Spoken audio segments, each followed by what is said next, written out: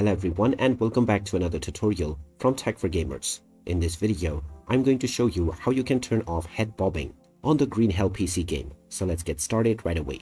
First of all, open up the Green Hell game on your device, and once you are taken into the main menu, if you wish to reduce the head bob in order to reduce the difficulty for your game, then to do this, click on the options menu from the homepage. Then once you are within options, go into game, which is the very first option, and now you can change various different settings, including the head bob feature. Click on the left or right arrow to turn it to off, as this is set to on by default. After this, you can click on accept in order to save your changes. After saving your changes, you can now start enjoying your game without the head bobbing effect. And if at any point you wish to turn it back on once again, go back into the game options, and then using the same toggle, you can once again set it to on. And there you have it. That is how easy it is to turn off head bobbing on the Green Hell PC game.